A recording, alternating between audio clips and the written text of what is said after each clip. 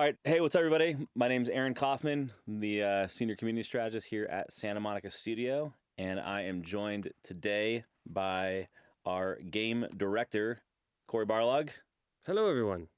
and artist of the God of War Komiks series, Tony Parker, and author Chris Robertson. How you guys doing? Doing well, you? Awesome. So I know you guys are at home, cozying up, warm in Portland. Cory and I are here. Cory's with the team finishing the game, though people are going to be listening to this after the game is done, hopefully. Is it warm in Portland? No. Warm inside. No.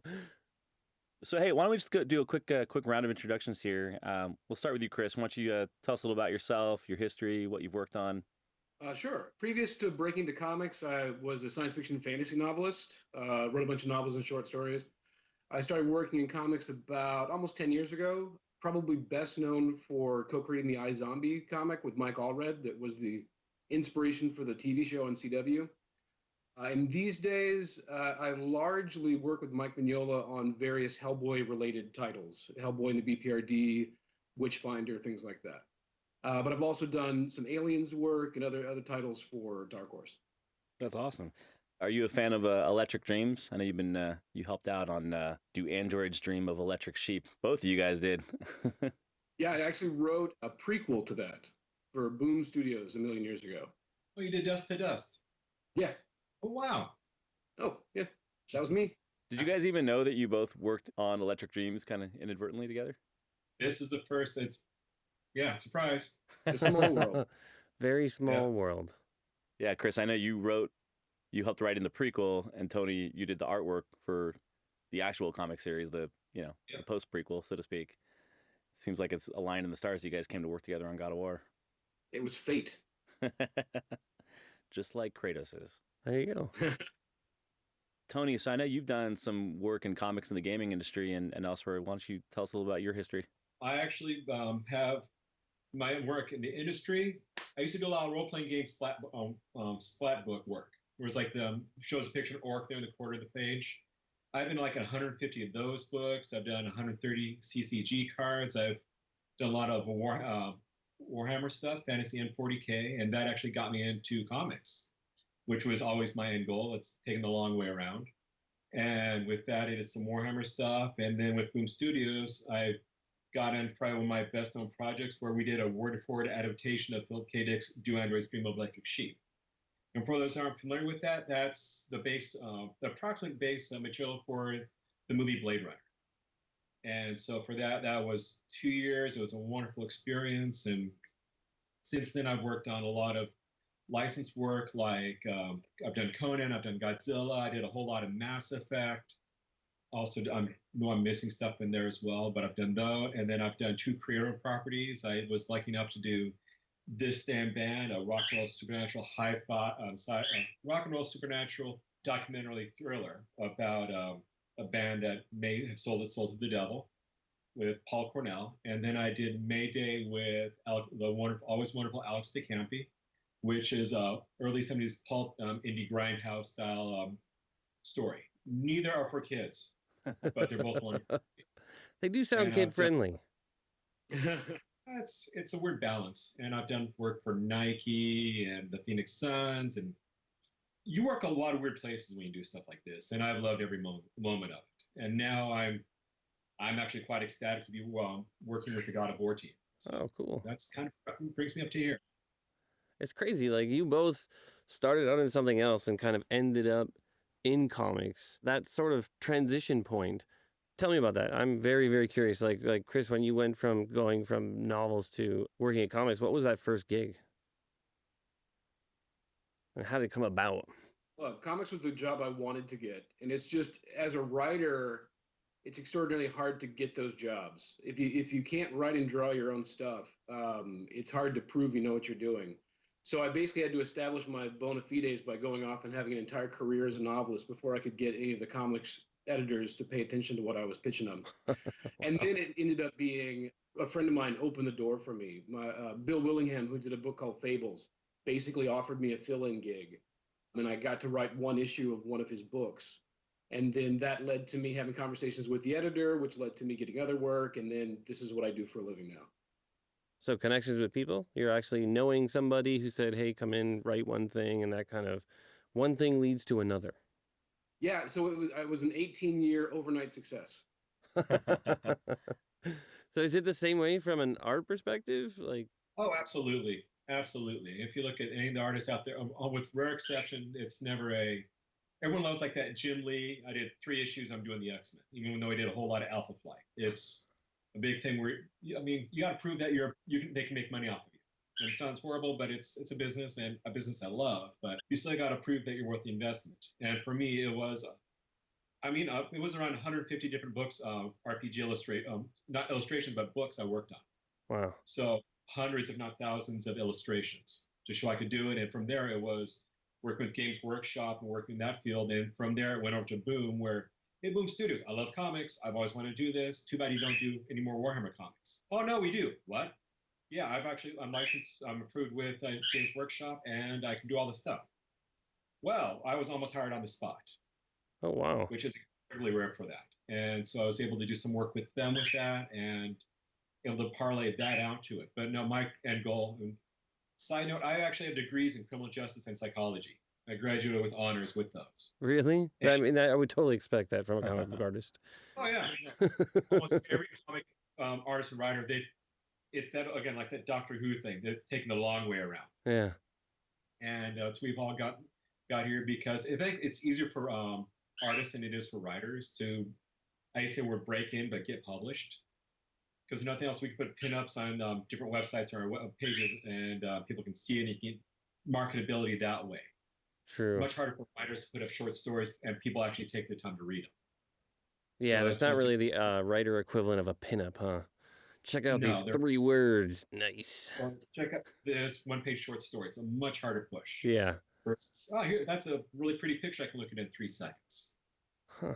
I'm very lucky, but I've been doing it ever since, and loved every minute of it. How has comics changed, you think, over the last, even 10 years? Oh, Chris, if you want to go. Well, I think comics creatively has never been healthier than it is now. There's more different kinds of comics coming out, more types of stories, more types of genre for any conceivable audience. For a long time, it was kind of relegated to entertainment for kids, and then for people who continue to like the things they liked as kids as they got older. But now there's an unending supply of fantastic new books, either as individual comic books or as graphic novels or trades or web comics, just constantly coming out. It's almost impossible to keep up with all the good stuff. So it's a good place to be in.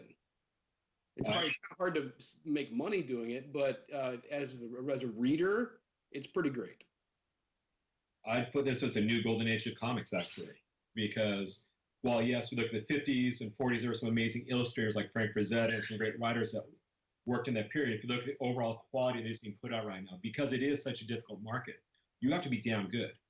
There used to be a phrase in comics, if you want to be an artist and you want to work, you got to do 2 or 3 things right. You got to be really good, maintain all your deadlines or work fast, or be incredibly charming and personable. That's not the case anymore. You have to be really good. You have to be all 3. And you usually have to be really talented, make your deadlines, and don't say stupid things. I would be terrible in comics then.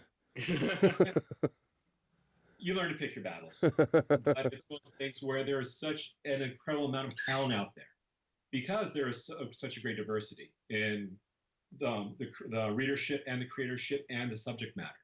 Where when I was reading comics when I was a kid, you had capes, and I love superheroes. But now if you walk in and you see what the incredible things that you can do, that you can read, that are so incredibly well done, it is a wonderful thing for a reader to have. It's just an embarrassment of riches. You guys find it's more common now that you're putting a lot more of your sort of your personal self inside of the works that you're doing? Like people's sort of desires to read books that are going a little bit deeper, digging farther in to sort of not just the human condition, but really telling stories that are, gravitating and resonating with people, as opposed to just, hey, great fight panel. Oh, I think that's definitely the case. And I think that as as it's moved away from having to fit into the confines of any particular genre to being a much more kind of open playing field. I did a spin-off of Hellboy last year called The Visitor, How and Why He Stayed, which was basically the story of this sad alien who secretly followed Hellboy around for about 60 years, falls in love, then it ends very sad.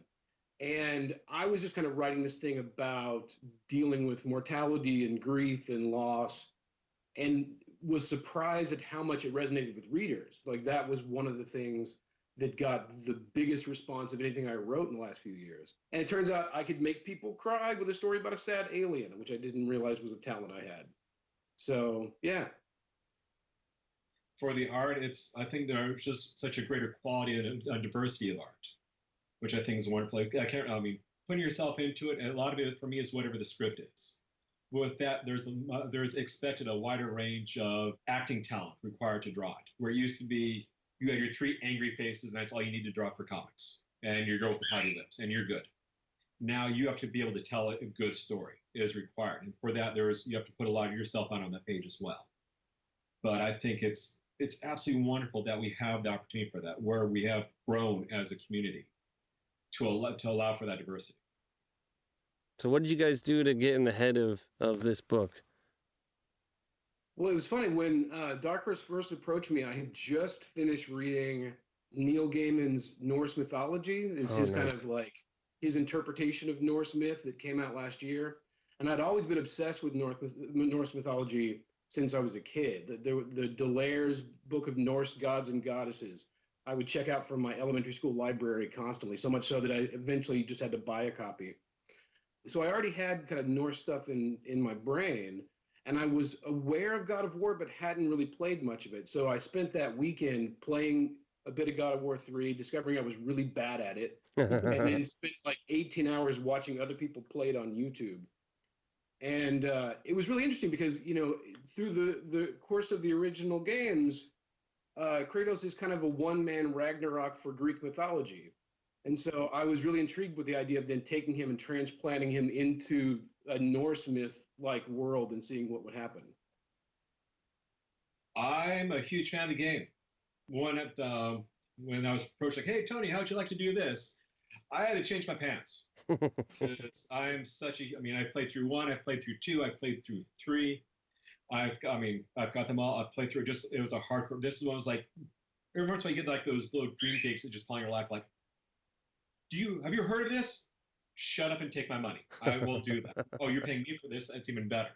Because I'm just an absolute ecstatic fan. I'm right now debating which of like the special editions I want to get, kind of thing. Because I absolutely love, and then for me, one of the biggest things is seeing like all the preview stuff for the 4, where it goes from, as much fun as I love the smashy bashy and over-the-top action and violence, which is incredibly fun in its own cathartic way. For me, realizing now he's a bit older, he's the parent, he's the father, he's got he's that old, exhausted soldier. And being a part of that, where it's not just smashy punchy, which is incredibly fun to draw, but be able to bring out that pathos, that energy, and that emotional quality of having to deal basically PTSD demigod. Yeah. Just like that, I think just made it that much better. Cory, this story of this takes place between, the end of God of War 3 and the beginning of our game in a very, very vast timeline that is sitting in your head. Tell, the fans out there a little bit about kind of the timeline of where the story takes place. Who is Kratos right now? Where is he? So this is kind of leading up to the beginning of the game. We have like you said, we have a huge period of time where I'm leaving it as open as possible to allow us to start exploring all the different things that have gone on with him. Because you mentioned, Tony, the PTSD, and there is a lot of that, like with Kratos after having left Greece. Spoilers to anyone out there who doesn't know this, but having sort of destroyed the entire pantheon of gods, he is spared, and spared really makes it seem like it was a good thing. And honestly, he was sort of denied death. He's searched for that his entire career, if you will, as a demigod and Spartan, and has been denied it all along. So he's kind of this cursed warrior like Cain from Kung Fu wandering the earth, and he wanders for a long period of time, and in a parallel to either the sort of post-trauma or even kind of like hitting rock bottom as an alcoholic, right? Like to me, that period of time between God of War 3 and the beginning of this Norse era is him truly finding what rock bottom feels like, truly understanding that what he believes he wants is to be away from everybody. He wants isolation. He needs to get away from people because people have brought him nothing but misery. And in that period, he kind of discovers a lot about himself. And during the comic, we're actually in the Norse lands. We're actually building up towards the time period right at the beginning of the game. And you're getting to experience the sort of dynamic and the relationship between Kratos and Atreus. You're getting to see a bit of the prehistory, I guess, of Kratos. But I like the fact that we have this massive window to explore as well for what happened between these two periods of time, because everybody still strangely believes that, he destroyed the whole world. And the reality of the way that most mythologies work is these are the creation stories of various cultures, which kind of exist at the beginning of time at the cultures all around the world, right? So cultures in sort of the South America, cultures in sort of Southern Europe and Northern Europe, and even North America. These are all kind of stories that they're telling at the beginning of their worlds, and their worlds are their worlds. So their area really feels like that is the entire world. The world serpent inside of Norse mythology is said to go around the entire world, but it really is encircling what their world is until the Viking era, which is actually many, many, many hundreds of years after the story that we're telling in God of War. They were not as seafaring, so they were not really stretching out as much and exploring, but a lot of the gods, they could connect. So there is actually interesting references in Greek mythology about how certain Norse gods had made connections. Chris, what was the biggest challenge for you in writing a specific moment in time related to Kratos battling his rage, at this point in the timeline? Well, I was fortunate enough to get a couple of meaty documents sent over from you guys, kind of outlining roughly what goes on in that span between the previous game and this, and a little bit about what is going on in Kratos' head at this point. But it wasn't until somebody used the analogy of recovering alcoholic, ordering a drink and sitting in a bar staring at it to prove that he didn't need to drink it. Then it clicked for me. I understood what he was doing. And then I understood what our story needed to be. It needed to be him basically going out and trying not to get angry, putting himself in a situation where by all rights he would lose control and then try to maintain control. And that really informed both this zero issue and ultimately where we're going to end up going in the next 4 issues. Everybody who's listening to this right now has probably read it or gotten to the end of it. And in the end, he fails. And from a storyline perspective, not really spoiling where this comic goes next, I think for you and Cory, why is it important to his character, this moment, that he fails? Well, for me, it was that, because I'm a parent, and here's Kratos with a son, and in one of those documents I was sent over, or one of the conversations that we had, there was this note about Kratos not wanting his son to follow in his footsteps, not wanting Atreus to be the kind of person, the kind of man he was. And so he needs to start that arc at a place where he's not there yet. He's not ready to embrace his parenthood entirely because he's not ready to be the person that he thinks he needs to be, it seemed like. And also, if you do this story with him conquering his rage, there's not a whole lot of place to go after that. I mean, emotionally and psychologically, that was where the really interesting stuff to me was. So he kind of had to lose this time out, so we'd have somewhere to go from here.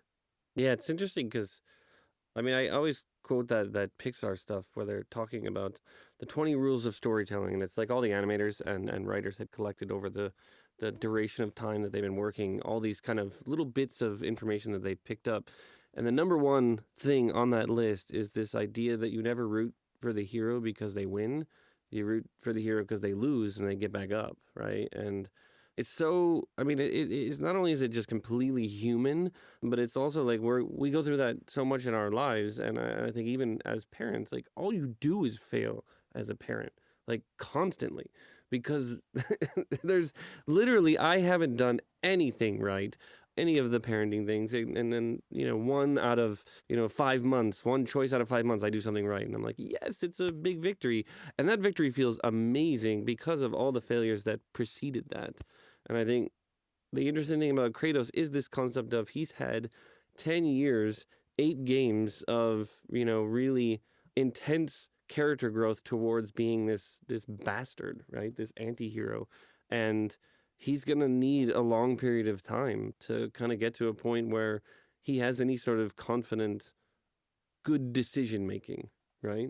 Like, I think that's a thing you got to earn. And I love the idea that you're rooting for him, not because he's succeeding, but because he's failing and he realizes he's got to keep trying no matter how hard it is. You just got to keep pushing forward and trying. So Tony, let's talk about the artwork, related to this side of Kratos, where we're getting a real good look at, a solemn Kratos and then a Kratos who's about to start trying to control his rage. So Tony, there's a lot of different emotions that are conveyed in these first 4 panels. What were the challenges and what was inspiring to you to kick this off? Well, for me, the inspiration was the character itself, because he is such, I don't want to say damaged character, but such a, I will go damage actually, because he's got so much more that he has to deal with, so much to process. So there's such a wide range of emotion that allows with it. But it was really just incredibly fun. It was just really one fun thing. Just have that subtle setting, almost like a Japanese decompressed storytelling, where you can just ease into it, where it's not the automatic him jumping in. It allows for a story built into it, so you can absorb into the character. And for me, it was just it's such a cool isolation that you got on this as well. This idea of like, it's like we're holding back on a lot of the color, the snow kind of washing a lot of stuff out, and it really is just like very clean, very simple. Him by himself. Wasn't me, so that was, I think, Geist did. Hopefully we can post up who the colorist was for that, but it looks like they did a good job. But I did the line art for it, so I was the storytelling and the line art. But I want to make sure that I'm not taking any credit from someone else with that. So, but he did a beautiful job, really allowing those reds to pop out, so that bright rage still is fiery in the cold snow of everything else. Yeah, but even that detail in the first panel of really kind of, it's just a very interesting sense of isolation. So much about the game is about him being separated from everyone, and just like being able to start it out in that sense of like, wow, he's not even connected at this point to his kid. It feels even that he's not connected to the world. And actually, I don't know, I'm jumping ahead on this, but the last page there, where he's quote unquote victorious, that's actually my favorite part of it, because if you look at I try to put his body position. So it's not victory, he's lost. And he knows it. Where it would be any other story, action situation like this, almost any other person, it would be a grand victory for what he's done with this. And for him, it's a failure, because he was maintaining the rage. And for me, it was those moments. Hopefully I didn't jump ahead, but I just felt it kind of balanced in there. But I loved how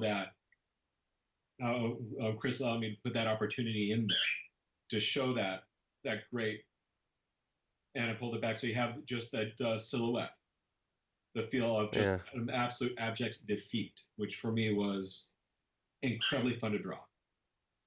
It's great too, because you think about it in the previous games, that was, you're right, that victory point. That is the sort of action shot that shows like, check it out, he's really badass. He's killed all these people standing on these bodies, but to represent the idea that, no, actually that is the failed point, right? He looks badass, and that is where he failed in his task. And even the composition of it, I try to put it where he's standing on the hill, but he's standing alone. Everything else is pulled away and isolated. Even the landscape around him is receding away from him. It's pulling away. The characters, as they're strewn around, are pulled away from him. So everything about it is, almost like they know he's lost as well. We're on a subconscious sort of compositional level where everything has that pull, where he has that isolation. And I think that was just a wonderful shot for me to, hopefully I didn't steal from someone else, because I had fun with it. Chris, Kratos is a man who can be short on words, which sometimes can make it challenging, to tell a story. especially in, the first few lines here, I search for a challenge. Just as a writer, to convey those emotions and find the perfect word for every line. How challenging was that for you, and how did you feel about that? Well, it was definitely a challenge at the outset to figure out how are we going to convey the emotional information beyond just what you can see. Like, so there was debate initially as to whether there would be, should we have like some sort of narrative captions? Because in the previous games there'd been the conceit of someone telling the story after the fact. So played around with that idea, but pretty quickly we settled on the idea of first person narrative captions. And then, yeah, as a guy who is pretty stoic and whose dialogue is usually, right before and during fights, it was kind of it was a little difficult to capture his voice. But luckily, you guys sent over a number of pages of the script of the game, and that really helped me kind of focus in on, okay, what are the rhythms and cadences of this guy's voice, and what are the least number of words we can use to convey what he's thinking and feeling in the moment. So what was harder, Cory's feedback or actually writing this? No, the feedback was immensely helpful. I mean, with a situation like this, particularly, creating something out of whole cloth, that's one thing, but coming in to someone else's sandbox, basically, I like being given as much direction and restriction as possible, because then that lets me know where are the creative ways you can kind of build a story around this. Whereas just staring at a blank page is pretty daunting. So no, that was all very, very appreciated. That was a really difficult task for us on every single one of the games too. Like trying to figure out how to get Kratos to emote and communicate, but still stay in the voice of him. I think even now, like we're on the eighth or ninth game, and man, it's still hard. And we still struggle with it. The beginning of this game, changing him to being a dad that's more present. We had times where the team was telling us, man, this is depressing playing this game right now. It's like a child abuse simulator. And then we're like, oh, okay, so he's too stern with the kid. All right. So then we correct and come back, and he's like, oh, he's terrible. He's like Qui-Gon Jinn. He's just so like calm and peaceful and just like, very zen. And it's like, all right, cool. So we overcorrected that way, and just kind of trying to find that middle ground to where he can actually communicate, but also still stay true to, who he is. And we kind of ended up in this situation where he kind of makes a sound like a grunt, and then we put in sort of parentheticals what it really means. And we ended up with like I'm not getting like 50 or 100 different grunts that meant different things. So the Kratos actor is literally like, and it really is conveying a completely different context of how he's responding to people. So it's got to be even harder, I think, when you're working simply just in the words to be able to convey that. But you've done a beautiful job so far. Well, luckily, I can lean on Tony pretty hard to convey a lot of that information visually, both in terms of the way a panel is composed, like, is the character small and isolated, or menacing, and then also just in terms of the acting, the facial expression and postures and things like that. So, yes, thankfully. What's your guys' process back and forth? Like when you get the script, do you guys get on the phone, chat about like some ideas, throw some emails back and forth? How's that work? It's mostly mediated through the editor, through Spencer Cushing, who's our editor. Yeah. So Tony, have we talked in directly about this? I think we talked in person once or twice about it. Mostly just, hey, you're working on this too, and that's about it. So. Yeah. And you're my neighbor. Yeah. You're down the road. But no, it's, again, we get it from editorial, and I'm sorry for jumping in, but for me, I get a script, and thankfully he gives me a great script to work with. So there's very, very, very, very little ambiguity about it. There's no like, what's going on here? Both everyone down at your studio over at Spencer, everyone at Dark Horse is, by the time he gets to me, all that's been solved. So I just have to go in and focus on the fun part of telling the story.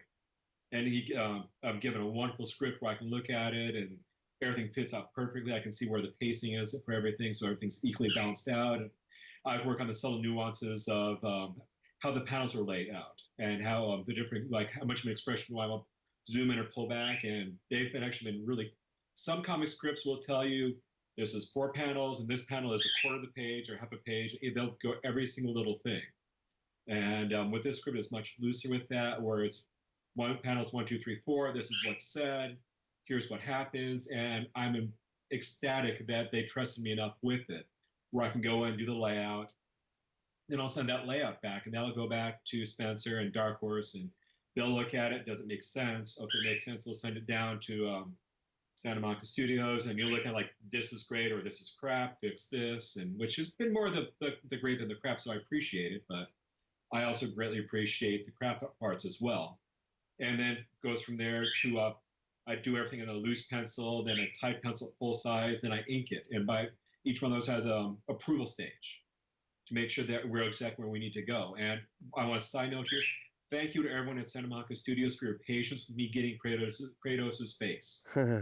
Yes, I will admit, it took me a little while to wrap my head around it, and there's some all sorts of wonderful reference on it, to the point where I've actually, the next year, it took me to get like the new little action figure that came out. So it's, I already got it. I picked it up on Amazon. It took us the same amount of time. It took the first year we rebuilt his face over and over again, going, why isn't it looking right? We made Kratos. How do we not get it right? It's hard. And I appreciate your patience with it. And tell the other people, all the men and women down there, I really appreciate it, because it's your sandbox. I've been here at that point, it was a couple of weeks. You've been there for a couple of years, and here I am just figuring baby. Well, thank you. Thank you. I want to make sure that I really appreciate it. But that was really making sure that we get it right for everybody. Because I'm a fan, I want to make sure everything's right as well, because it throws us all off where that's not Kratos, that's a guy with a beard. Not quite. Yeah. So I always go through with that. There's always a bunch of back and forth with the process there, but always making sure that we're going for whatever the best possible product is. Sort of on that note, then, maybe it is this biggest challenge on this thing so far. The hardest point for you. For me, it was the faces. Yeah. What about you, Chris? I mean, for me, yeah, probably it was the cracking the narrative captions, as we said, because anytime that he's interacting with another character, I feel like I know who this guy is. I know how the situation is going to go down. We carried over the conceit that basically Kratos doesn't speak the same language as nearly anybody he encounters, so Atreus has to translate for him, and if Atreus isn't there, it's just gibberish to him. So it's actually, they're saying things. If anybody wants to track down what that rune font is, you can translate it. There's no great mysteries in there, but you can usually tell from context what's going on, what it is they're trying to communicate to him. But yeah, that part was easy. His internal monologue was difficult, but yeah. Was there sort of a great aha moment for you, Tony, when you figured out the face? No, I'm still working at it. It's still like a constant undertaking. I want to get it right. It's one of those things where I'm having the hardest part with his beard. Of all things, it's the eyes are okay because he's got that deep saw, and I can't get any sleep PTSD. Dark circles under the eyes. Yeah. Nose is up. It's very sharp, straightforward. Maybe it's because I can't physically grow a beard. I just never could. Puberty only hit the voice, and that's it. No face. I shave out of principle, so maybe it's a jealousy thing. But it's one of those things where cracking that beard, I'm getting closer on it. He could shave in issue 2 and then grow it back in issue 3. Right. Just to make it easier on Tony for a moment. I tried. They said no. It doesn't match the IP. But no, that's the one thing I'm still getting with everything else. The good thing is I'm not as big as he is, but I'm a larger guy, so therefore reference is easy for a lot of the figure stuff. Now I figured out I just got to go through and take the photo reference. It's for the readers. I'm about 6 foot 225, and I do a lot of weightlifting and those like obstacle races. So I'm in pretty decent shape. No Kratos, right? But still, Kratos is like what, like 7 feet, 300 pounds. I don't know. It's insane. Yeah, no, I can fit on my bed. Yeah. No, it's one of those things where I'm approximate enough. All I have to do is shrink my head down, and it's close enough. But getting that head and especially that beard. Yeah. When you get at weird angles, that gets me every time. Crazy. So thank you for your patience. Absolutely, man. Absolutely. One of the interesting parts of developing this comic was setting an action scene for a man who's trying to control his rage. Tony, on the art side with these, there's kind of like an A and a B to these. There's the A where he's trying to control, and there's the B where he's just unleashing. How did you, get the motion for these and the reference and figure out how to depict these scenes for something that's such a hallmark of the God of War franchise?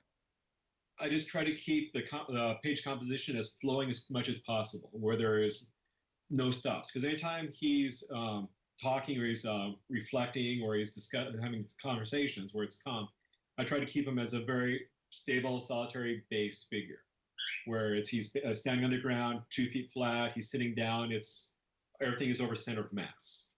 When he's in action, he's constantly kinetic, he's constantly moving. So he's moving, the wolves are moving, everything is off kilter. I try with the zero issue, I've got some more stable page layout, but as it progresses, the page layouts will get much more dynamic with it to really allow for that greater flow. But I was really trying to make sure that whenever he's in action, he's in action. Everything is off kilter, off base, or off center. And Chris, is it important to you as a writer to kind of leave that open-ended for the artist? I mean, do you prefer to take a step back and kind of just give very basic cliff notes? Oh, definitely. Some writers do include a lot of kind of stage direction, but I know that any artist I'm working with is better at that piece of it than I am. So what I'm providing is kind of a bare amount of description to act as context. Like here's the vital information that's happening in the scene. You can figure out the best way to stage it. So in a situation like this, it's like, okay, there's 3 wolves, they're doing this and this from panel to panel, and then in terms of things like how to arrange a panel or how to compose the page, I leave that entirely up to the artist. That's their bailiwick, not mine. Though I do have to come up with sound effects, which is often kind of the hardest part of my day, is figuring out what does this animal sound like when they're mad, or what does this thing sound like if it hits another thing. How do you do that? I sometimes I will listen to. You can find anything on the internet. So you can find a video of an animal making a sound and listen to it, and then I'll just try to render that phonetically, or just stand in my office and make weird noises to try to figure out how best I would render that phonetically. What is your favorite sound effect you put in this book? I always like the ones. It's I think, having grown up on the Adam West Batman, I like the sound effect that's just a word. So I think on the previous page here you have snap on this page. Yeah, so it's kind of onomatopoetic, but it's also just a word. Yeah. So I think there's something about that feels very appropriate in comics. Maybe again because of Adam West. Yeah. Well, if it makes you feeling better, I will usually do whatever expression that person. If I'm drawing this expression, I involuntarily will do that expression as well. Oh, really? So whatever it may be, I do that. But actually, if you can pull back to page 7 there, I want to. Like what I was talking about earlier with action, because page 7, where if you look at Kratos, he's off balance from the entire page. He's right, left, right, everything is swirling. But you get that last panel where he's trying to pose that it does not control me. Yeah. He's balanced. He's dead center there. So he's cycling shows that and then centering. Yeah. Right in the middle there. So that's something I do with that. But was really again, love the game, but when he's doing action with the games, they do a wonderful job with camera control, where it's really showing a really dynamic camera when you're fighting. And I really want to help give respect to that as well. Yeah, these are great shots. Thank you. Cory, in this story, Kratos is still kind of coddling Atreus and protecting him and trying to keep him in the darkness, away from the dangers in the forest. Who is Kratos right now, and who is Atreus? Where are these two characters in their lives at this point? They are familiar strangers. He is the awkward, that scene in Terminator 2 Judgment Day when John Connor's trying to teach the Terminator how to do a high five, and he's super awkward and doesn't understand any of that. For me, that resonates as far as to where Kratos is at. Like fatherhood is such a distant, foggy memory for him. And while he looks at his son as this sort of potential for a better tomorrow, he is this I know I cannot keep doing the same crap that I've been doing, But I also am kind of, you know, far removed from truly understanding how I can do any of these things. So he continues to struggle. I mean, through the duration of the game, he is going from that starting point of, I am not ready to actually undergo the transformation I need to make, but I'm sort of forced into the situation. What he's doing in sort of the pre-time, in the time of the book, is really stalling, trying to avoid some of the responsibility because he's working on himself, right? He's and not in a selfish way, but in a way of like, look, I need to know that I can control myself before I can actually pass any useful information on to this kid, right? And it's interesting because it builds up this resentment in the kid. You know, his son is basically looking at him like, you don't like me, right? Like you're avoiding me. He's always out, as they say, hunting. But the reality is he's out doing this. He's out trying to figure out what is the aha moment for him to figure out, how do I control this?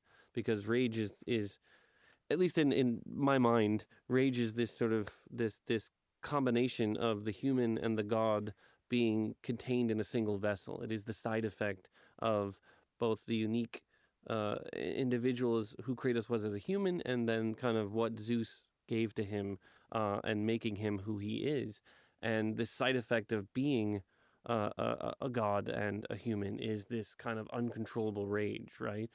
And he really does look at this thing as a disease his dad gave him, and then a disease he's passing on to his kid, right? And we play a lot with that in the game, and I think it's kind of this nice alluding to with this sense of he's just distant, right? And he struggles with trying to understand things. I love the idea that in the book, you know, you cannot understand what other people are saying to you, right? That feeling of when Atreus isn't there, Atreus is the voice, right? And as the reader, as the player, you are experiencing life as Kratos, then you don't understand what they're saying, and you have to start perceiving what's going on in that situation, what is happening. And it makes him probably a bit uncomfortable to realize that, you know, his son is a necessary part of his understanding of the world, right? It's something that I think maybe on the surface, maybe he thinks he understands that, but I think deep down it is a long, long journey for him to really understand. You know, there's a give and take, a power control for both of them, right? Being strong isn't the only thing in life. Chris, what was it like for you as a father writing the lines for Atreus in this story? I kind of had to go. It's almost like bizarro world approach. Like, what would I not want to do? You know, as a parent, like, what would be the wrong impulse to do? Like, understanding what motivates him, and as the next 4 issues kind of unfold, like, he's going to be put in that situation more and more, and yeah. So, you know, I know my dark moments. Like, if I'm having, let's say, a stressful or bad day, there's always the temptation, if there's the slightest bit of annoyance, you don't want to like snap. You don't want to take that out on the kid. You don't want to like even be gruff or snap at a child, because they'll just think it's about them, right? They don't see a larger context. So yeah, his only and every interaction with his son is kind of the wrong choice. It's the one that is not going to be helping the kid. But I completely understood why he would be in that place, why he would be the one to make that decision. Yeah. I just want him to give his kid a hug, but that's not going to work as a story. But when he does, like, that's an amazing moment, right? That's sort of like long earned.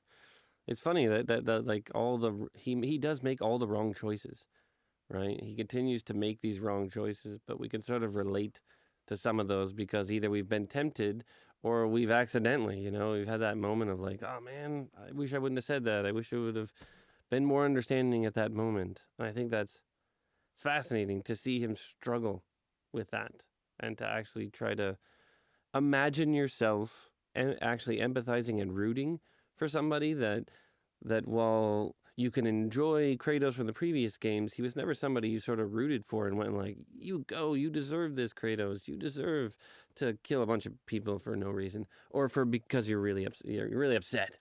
But I mean, for me, I love that. I don't know if you guys have seen season 1 of Daredevil, the Netflix one, and to feel like you're rooting for Wilson Fisk, you know, to feel like you can relate to him, to feel like you can understand and go like, man, that is kind of sad.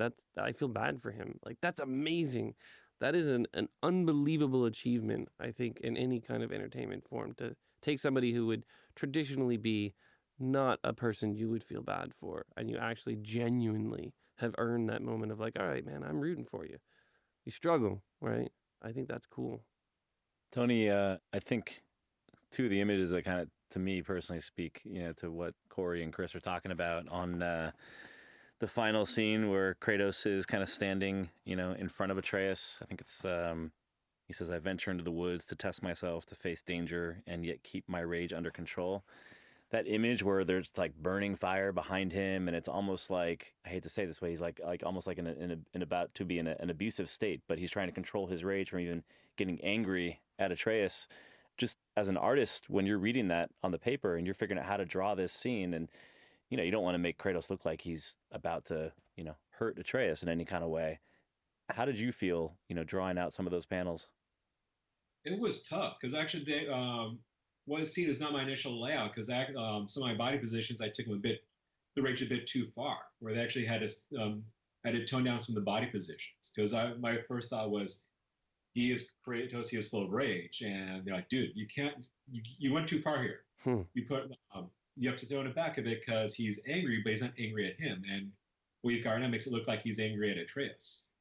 So it's really that balance. But I also wanted to show there was that rage, there was that anger, there was that frustration, and it is, if it doesn't mean to happen, it's like you'd be mad, and like we talked earlier, your kid doesn't know that you're not mad at them. All they see is you're mad. And I wanted to show that even though he's not mad at it, he's not mad at Atreus, all Atreus sees in that, especially that panel, is this incredible god of incredible power, full of rage and anger, and that's what he sees. He's trapped by that. I really want to keep that silhouette in silhouette to show that even though it may not be intentional by Kratos, he is trapped by. He is surrounded. He's almost trapped by him. He's surrounded by it. You almost have a neat little victory there as well, because of the restraint. It feels like he could go to the place, I think, that you were originally drawing, that sense of like, wow, he's really almost angry. He's not angry at the kid, but he can't control that. And this little bit of restraint that's being shown there is kind of like, all right, it's a small victory. It's it's not, first place, but he's still getting a bit of progress, right? The Hulk isn't completely coming out at this point. Yeah, it was a tough one because of that rage. But it was also one of the things I think down the road also have the potential payoff as well, to show that hopefully he is able to quell at least some of that rage around his kid. Yeah. I'm hoping. I haven't played it yet, so I don't know. I'm looking forward. I'm a fan. I was like, I can do this. This is amazing. And I'll be actually playing it as well. I'll have a greater connection this time around, obviously. Like one last question for everybody to kind of answer in their own personal way. Chris, we'll start with you. How do you want God of War fans to feel about God of War, about Kratos and his son, after they read issue 0? Well, I think, set as it is, like pretty soon before the game, my intent was for it to be kind of like an appetizer before both the game and the comic. So you finish this, and then what happens next? Where this is where the characters are here, and then it's a nice opportunity to explore both in terms of the game and also in terms of the comics that we're doing, what follows from here and where the characters go. So hopefully enjoyed these pages and want to see what happens next, and then just go see what happens next. Tony, what about you? I really want the fans just have that additional immersive experience with it, because I've worked on properties before where the fans come up and it's that much more of something they love, and that's my biggest thing with them, is I want them to enjoy it. I want to be a positive experience for them enjoying this. I want them to come away from it with the realization of that is so much more to the character. We're not worried about, I'll go do this crawl or get this little mini quest or side quest. This is solely about I love the interaction between these two people. I can actually see this where I can sit back and I can enjoy it, where it's not a cutscene. I've got to either wait through or I've got to pause and go back through. I can sit back, I can pause it at different points. I can sit back, I can enjoy different elements of it. So it allows for that greater immersion into the property. As long as the people that read it, they're fans, they love it, as long as they enjoy it, that's as good as I can hope. Yeah, I think that idea of like, I want more. I think that's my favorite part of always getting to either the last panel or usually the last sort of like splash page of a book is that like, oh yeah, I want the next one, right? It's that same weird, addictive kind of binge watching thing I have going on with TV right now. I had a difficult time following books week to week or even month to month because I wasn't patient. I would like want to get 4 or 5 of them and then kind of binge read. So this is probably a similar thing. It's like I would be wanting issue 0 and then all 4 so that I could just sit down and boom, bang through all of them. But yeah, I think that feeling of like, what's next? I think that's great. So for those who, for all the fans that have made it to the end of this, can we tease what's next? Issue 1? A little, I guess. I mean, basically, the central struggle for the characters and that dynamic that we set up here is the engine that drives what follows. And a very similar kind of moment with Kratos testing himself out in the woods, maybe going awry, and then having to deal with the consequences of that. Oh, the action I'm working on right now. And just something far more I'm able to play with it a bit more. I feel a bit more comfortable with the characters, so I can take greater risks with them. And it's something where I'm just pushing the action on it that much more, and there's a bit more of a dynamic, so I can really push that storytelling. So this is a great first hit.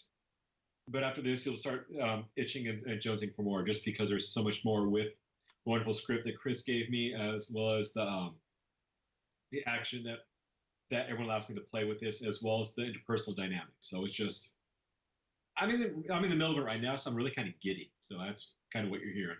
That's awesome. Yeah, I can't say it any better, so I'm gonna leave it at that. Well, I want to end it on 2 notes. One, by thanking Chris and Tony for an incredible job, and we are very excited to continue this series with you guys in the future. I want to give a huge shout out to Dark Horse Comics for picking our IP up and publishing and being along this journey with us. And definitely to our equal partners, colorist Dan Jackson, lettering John Rochelle, and of course the great EM Gist on the cover art, who we are very excited to see what he does next as well. So thank you once again, and we look forward to working with you guys in the future. Yes, thank you guys. This was amazing.